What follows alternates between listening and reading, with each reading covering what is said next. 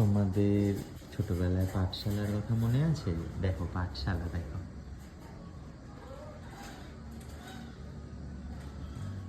পাঠশালার জানলাটা দেখো, জানলা থেকে কি দেখা যাচ্ছে দেখো।